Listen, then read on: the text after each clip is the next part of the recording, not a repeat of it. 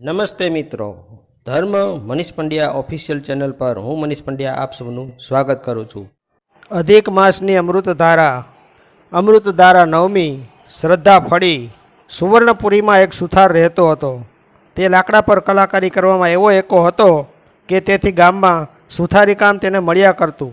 ગામના ભાવિકો માટે તે પ્રભુને પધારવા માટેના લાકડાના સિંહાસનો, મંદિર આકાર બનાવવામાં એવો કલામય રીતે બનાવતો કે બે ઘડી જોયા કરીએ. આવો તે કલાકાર હતો, છતાં કુટુંબ જોગું માંડ રડી ખાતો હતો.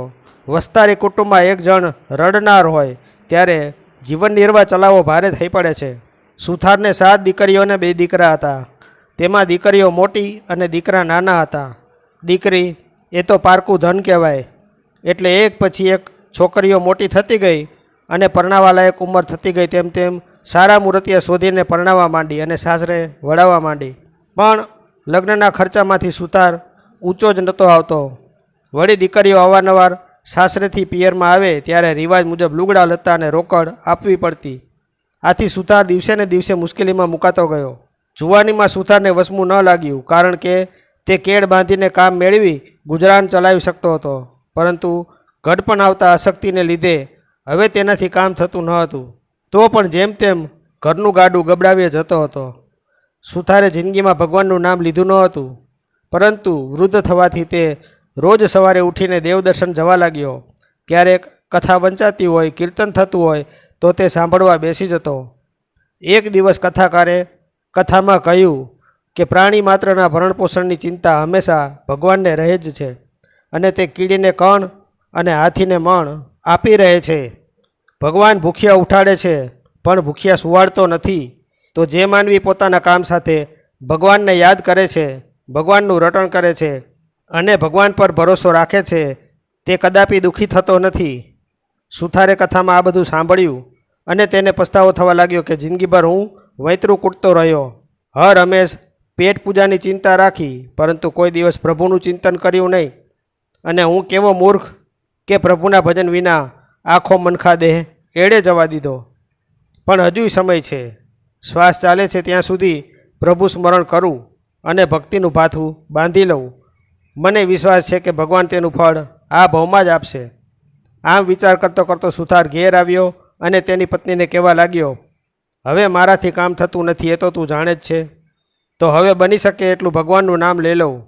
જો ભગવાન મને બળ આપશે તો થોડું ઘણું કામ કરીશ, જેથી આપણો નિભાવ થશે.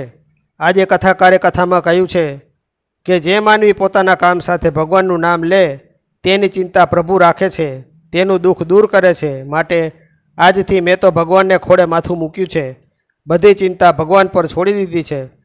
પત્ની બોલી, તમને ભગવાન ઉપર શ્રદ્ધા છે તો જરૂર ફળશે. જાણે ભગવાન સુથારની કસોટી કરી રહ્યો હોય તેમ સુથારની હાલત દિવસે ને દિવસે બગડવા લાગી. તે રોજ પ્રભુનું રટણ કરતો હતો, પણ સુથારી કામ મળતું નહીં. તેથી મૂંઝાતો કે આમ ને આમ ક્યાં સુધી ચાલશે. તો પણ તેને પ્રભુ ઉપર સંપૂર્ણ શ્રદ્ધા રાખી, તેથી દુઃખ સહન કરી લેતો હતો. હવે પવિત્ર પુરુષોત્તમ માસના આગમનને થોડાક જ દિવસો ખૂટતા હતા. એવામાં સુથારે કથામાં સાંભળ્યું હતું કે જે સ્ત્રી પુરુષ પુરુષોત્તમ માસ નહાય છે, કાંઠાગોરની વાર્તા કરે છે, ઘરમાં અખંડ દીવો બાળે છે, ઉપવાસ એકટાણા કરે છે અને દાન પુણ્ય કરે છે, તેને સુખ સંપત્તિ સાંપડે છે અને વૈકુંઠમાં વાસ થાય છે. સુથારે ઘેર આવીને પત્નીને આ વાત કરી અને બંનેએ પુરુષોત્તમ માસ નાહવાનું અને ભગવાનનું વ્રત કરવાનો સંકલ્પ કર્યો. પુરુષોત્તમ માસ બેઠો અને સુથાર તેમજ તેની પત્ની સૂર્યોદય પહેલાં નદીએ નાહી આવ્યા અને પડોશમાં રહેતા બ્રાહ્મણોને સીધું આપીને ભગવાનનું નામ રટણ કરવા લાગ્યા. પોતાના ઘરની હાલત ખરાબ તો હતી, તો પણ સુથારે બ્રાહ્મણને પુરુષોત્તમ માસ પૂરો થાય ત્યાં સુધી રોજ સીધું આપવાનો સંકલ્પ કર્યો હતો અને તે ટેક તેણે કફોળી સ્થિતિમાં પણ જાળવી રાખી. બંને પતિ પત્ની પૂર્ણ શ્રદ્ધાથી વ્રત કરી રહ્યા હતા, પુરુષોત્તમ ભગવાનની ભક્તિ કરી રહ્યા હતા અને યથાશક્તિ મુજબ પુણ્ય અને દાન પણ કરી રહ્યા હતા. હવે તો અધિક માસ ઉતરવાને ફક્ત 3 દિવસ ખૂટતા હતા, પરંતુ બ્રાહ્મણને આપવા જેટલું સીધું ઘરમાં નહોતું. તેની ચિંતા આગલી રાતથી જ સુથારને થઈ રહી હતી. સવારના તે રોજ કરતાં વહેલો ઉઠ્યો અને દિશાએ જવા કળશીઓ લઈ જંગલમાં ગયો અને ઢાળ પડતી જગ્યાએ હાજતે બેઠો. આગલા દિવસનો ઉપવાસ હતો અને જમીન ઢાળવાળી હોવાથી સુથારે ત્યાં ઉગેલા એક છોડનું મૂળિયું પકડી રાખ્યું હતું. મૂળિયાને આમ તેમ હલાવવા જતાં તે ઉખડી ગયું અને ખાડો પડ્યો. તેમાં કંઈક ઝગમગવા લાગ્યું. સુથારે આ ઝગમગાટ જોયો, પણ હજુ અંધારું હતું, તેથી સમજ ન પડી કે અંદર શું છે. તે તો ત્યાં જ બેસી રહ્યો. ધીમે ધીમે પ્રકાશ પથરાવા લાગ્યો અને છોડ ઉખડી ગયો હતો. તે ખાડામાં હીરા પડેલા દેખાયા. અંધારામાં આ હીરાઓ ઝગમગી રહ્યા હતા. સુથારે હરખથી હીરા ઉઠાવ્યા તો નીચે સોનામોહરો દેખાય. આથી અચંબો પામીને સુથારે તે ખાડામાં થોડી માટી કાઢી તો તેમાં તાંબાનો ચરુ દેખાયો. આખો ચરુ સોનામોહરોથી ભરેલો હતો. તેનું મુખ ખુલ્લું હતું. તેના પર થોડા હીરા પણ પડેલા હતા. સુથારે આ ગુપ્ત ધન જોઈને વિચાર્યું, આ પારકું ધન છે. તેને મેં જોયું એટલે કંઈ મારો અધિકાર નથી કે તેને હું લઈ શકું. વળી હાલમાં પુરુષોત્તમ ભગવાનનું વ્રત કરું છું, તેથી પરધનને પથ્થર સમાન માનવું જોઈએ. આમ વિચારી સુથારે માટી નાખીને ખાડો પૂરી દીધો અને જમીન સરખી કરી કશું લીધા વિના પોતાને ઘેર પાછો ફર્યો. સુથાર રોજ દિશાએ જતો, પણ બહુ વાર લાગતી નહીં. પરંતુ આજે ઘણો સમય થઈ ગયો એટલે સુથારની પત્ની ચિંતા કરતી દરવાજામાં ઊભી હતી. તેણે સુથારને આવેલ જોઈ કહ્યું, કેમ, આજે તબિયત બરાબર નથી કે શું? કેમ વાર લાગી? સુથારે ધીરે રહીને સોનાના ચરુની વાત કરી. આહાહા, કેટલી બધી સોનામોહરો હતી અને કેવા ઝળહળતા હીરા હતા. પરંતુ એ આપણાથી કેમ લેવાય? પત્ની બોલી, કેમ ન લેવાય? એવું ગુપ્ત ધન જે દેખે તેના ભાગ્યનું ગણાય. કોઈને ન્યાલ કરી દેવા હોય ત્યારે ભગવાન આવી રીતે ધન આપે છે.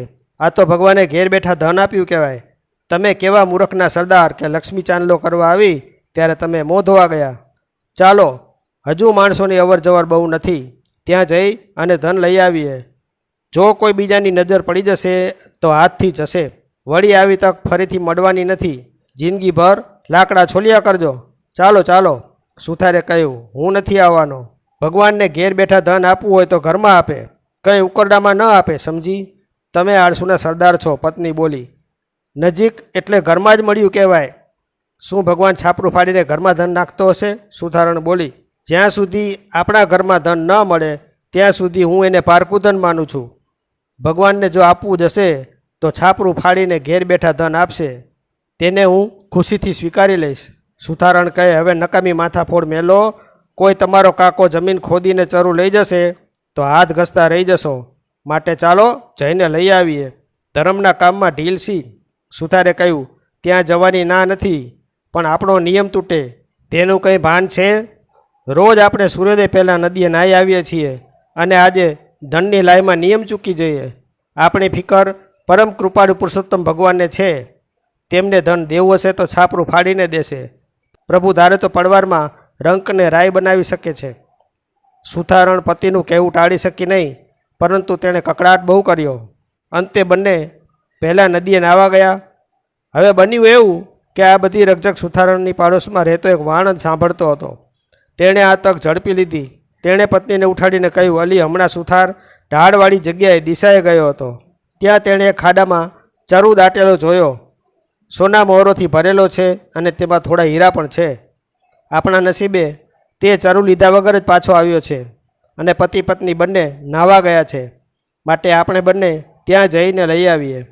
હજુ સૂર્યોદય થયો નથી, એટલે ત્યાંથી દાટેલું બધું ધન આપણે બાંધીને લઈ આવી શકીશું.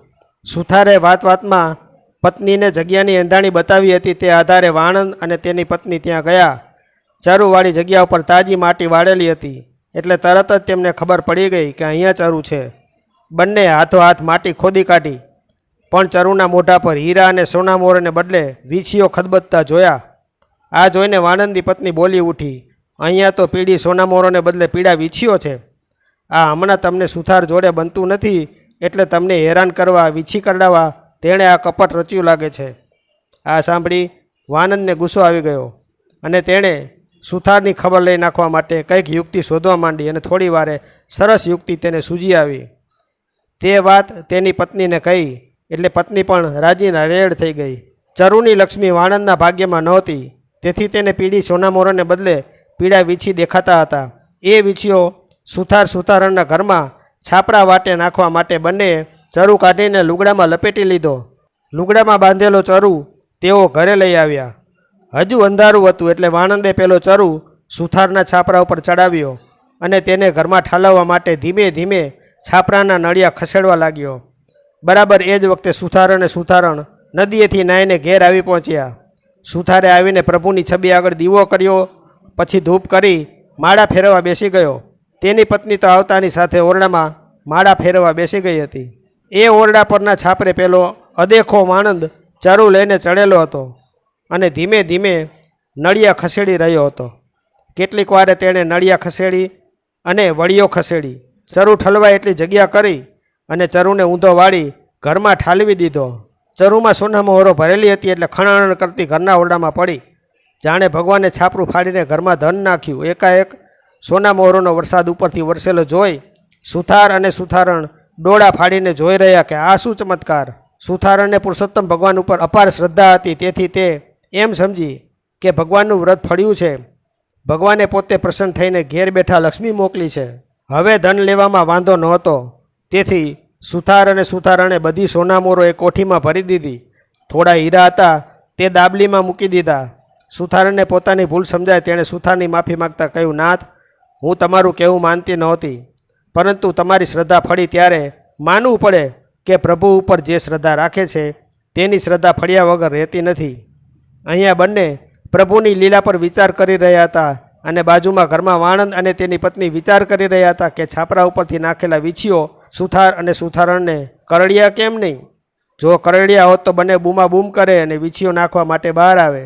આથી શું થયું તે જાણવા તેમણે ઘણા પ્રયત્નો કર્યા, પણ કંઈ જાણવા ન મળ્યું. ધન તો જેના ભાગ્યનું હોય તેને જ મળે. સુથારના ભાગ્યમાં ઘેર બેઠા ધન મળવાનું લખેલું, તેથી વાણંદે ચરું ઉપાડી અને લાવ્યો અને તેના ઘરમાં ઠાલવ્યો. ખરેખર ભગવાનની લીલાનો કોઈ પાર પામી શક્યું નથી. સાણા સુથાર અને સુથારણે ધન મળ્યાની વાત ગુપ્ત રાખી, પરંતુ તે ધનનો ઉપયોગ સારા કામમાં કરવા માંડ્યો. હવે તેઓની પાસે ધન આવ્યું હતું, તેથી પુરુષોત્તમ ભગવાનનું વ્રતનું ઉજવણું રૂઢી રીતે કર્યું. ઘણા બધા બ્રાહ્મણોને જમાડ્યા અને ઘણું દાન પુણ્ય કર્યું. અંતમાં તેઓ પ્રભુ ભક્તિના પ્રતાપે વૈકુંઠવાસી થયા. કીડીને કણ, હાથીને મણ આપે છે ભગવાન, સૌની ચિંતા તેને સર્વ સમાન. પુરુષોત્તમ વ્રતનો મહિમા અપાર છે. જે શ્રદ્ધાપૂર્વક પુરુષોત્તમ મહિનો નાય છે અને ઉપવાસ એકટાણા કરે છે તેને ભક્તિનું ફળ મળે છે. બોલો પુરુષોત્તમ ભગવાનની જય. તો મિત્રો, જો આપને આવા વિડીયો પસંદ હોય, આપને આવી ધાર્મિક વાર્તાઓ પ્રસંગો સાંભળવા ગમતા હોય તો આ ચેનલને લાઇક, શેર અને સબસ્ક્રાઈબ કરજો. ધન્યવાદ.